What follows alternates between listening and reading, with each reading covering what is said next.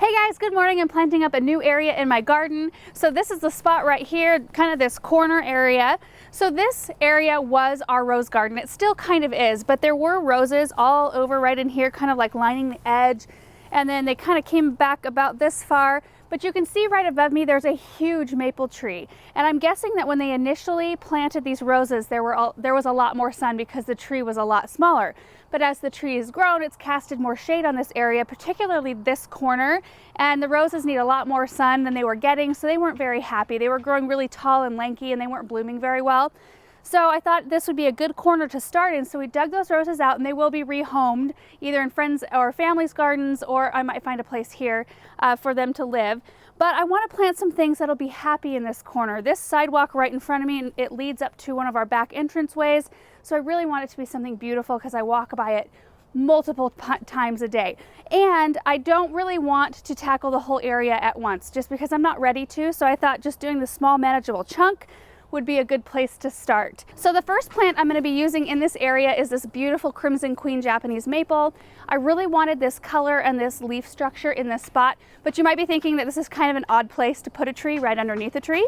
But in our high desert heat, they cannot take the sun. It burns their foliage. So this is actually a perfect spot because usually there's dappled sunlight kind of streaming through the leaves of the tree above.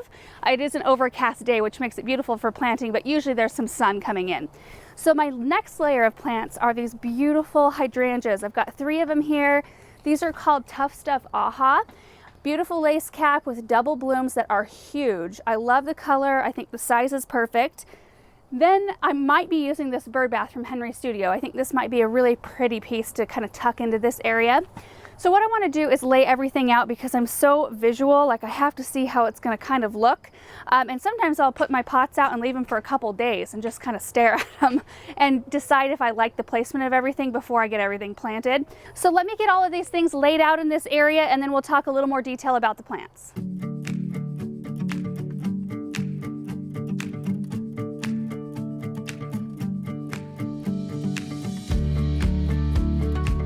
All right guys, I got them all placed and I gotta say I absolutely love it. I think it's gonna be so pretty to see these grow and fill in, and I can't wait to put more stuff around them. So like I said, they're called Tuff Stuff Aha. They grow about 24 to 36 inches tall and wide, which makes them a great shrub because they're not enormous. You can find a little spot in your flower bed, tuck them in and let them do their thing. And I think they're gonna be perfect around this bird bath because they might grow, you know, as tall or maybe a little bit taller if they really like this spot than the bird bath. So I might have to come in with maybe 1 or 2 stepping stones and elevate the bird bath a little bit, but I don't really want to see the whole thing. I just kind of want to see this hovering slightly above kind of the flowering foliage. I think it'll be a really pretty look. So these like a sunny location to part sun, and in my climate, I live in high desert, it's very hot and dry here. They benefit from being in a protected location so they don't get the hot afternoon sun. They need at least 4 hours of sun in order to flower the best and repeat flower and do, you know, be the healthiest. So I think this spot will be great because like I said, it gets morning sun that streams in, and then it gets kind of filtery sun through the rest of the day, but it never gets the hot sun. I know hydrangeas can be a little bit intimidating. In fact, I'm still intimidated by them because I live in a climate that they don't particularly love. So it takes a little forethought in terms of placement, you know, making sure the lighting is correct, making sure they have enough water, that I amend my soil because we are very, very alkaline here. And though hydrangeas are actually more adaptable than we think they are, it's just one of those things that I have to kind of think about. But I think the biggest struggle with hydrangeas is knowing when to prune them. I think that's what most people struggle with.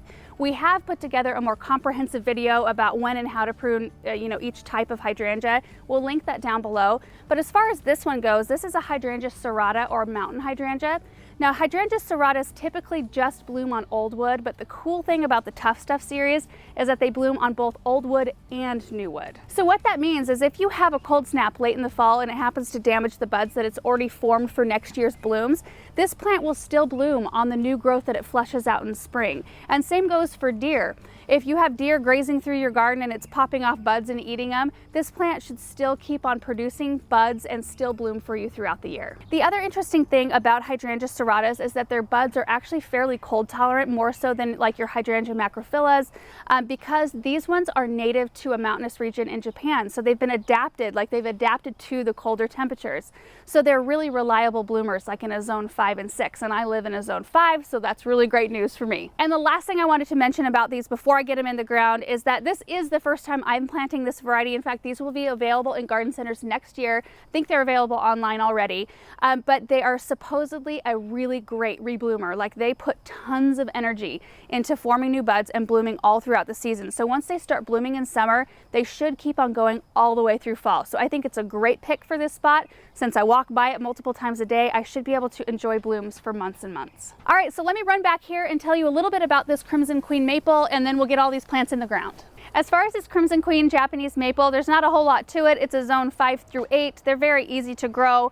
They grow about 10 feet tall and wide, and I don't mind if it gets 10 feet wide in this spot. In fact, I think that would be beautiful, but obviously I don't want it growing 10 feet tall because I've got another maple tree right above it. But they're very easy to size control because they don't grow really fast. So once it gets to a height that I like it, I'll start topping any branches that grow up. So if I get, you know, a weird branch kind of starting to grow up, I'll just clip it off, and that'll force the tree to kind of stay lower and grow outward. So if you're not prepared for that type of work, like kind of keeping on it like once or twice a season, then I would probably put this in a spot in the garden where you can let it get to its full size. So let's just get these in and see how they look.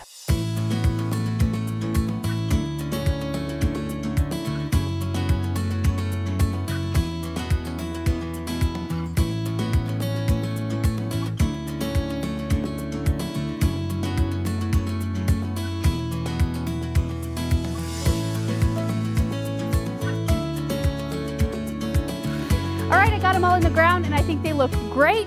I did decide that I'm going to make this a 2-part video series because there's other things that I want to plant in this area, and I decided to wait to mulch until all of it's done.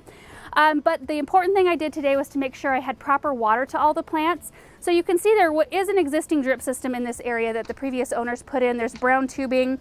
Looks like it was adapted from maybe a sprinkler, which is not ideal. So it's something we'll probably be changing in the future. In fact, we're going to be widening this walkway at some point down the road. So that's probably when that will happen. But this drip system works okay for now. So the brown tubing is 1/2 inch, and it's the type that has holes every 18 inches. And I know it goes throughout this whole area, but I don't know exactly where because it's been through, you know, it's been here for years, and it's had lots of mulch on top of it, so I can't see a lot of it. So I made sure to run an individual emitter to each one of the plants so that I know that they're getting good water. So to do that's really easy. You just get a little, I use a 2 gallon per hour emitter, and you can just punch right into that existing 1/2 inch line and then run a little tube to the root ball of the plant. So it's very simple to do, and it's just kind of peace of mind. However, I will be making sure to give these any supplemental water that they may need when it gets really hot outside. So I'll just be keeping my eye on them, and that's really important to do the first season and even into the second season, just to make sure your plants are happy. So size-wise, I think these hydrangeas are great. In fact, because these stay so small, they're a type that you should never have to prune on. You know, if you put them in a spot where they can just grow to their 2 to 3 feet size, which they can here if they want to, I shouldn't have to be doing any maintenance on them except for maybe cutting out any dead wood in early spring if they have any. So anyway, guys, like I said, I'm going to be adding some more plants, some perennials and annuals in this area. So make sure that you're subscribed so you see the next one up in this series. And I'm sure that there's going to be more as we get to tackling, you know, the rest of this space. I just wanted to show you how you can kind of tackle a small corner, a manageable size piece. It doesn't have to be a huge grand plan. You don't have to know even what you're gonna, I don't know what I'm gonna be doing with the rest of this bed, but I'm gonna be working on it as time and budget allows. And I think that makes it a little less overwhelming, a little bit more manageable. So anyway, thank you guys so much for watching today, and we'll see you in the next video. Bye.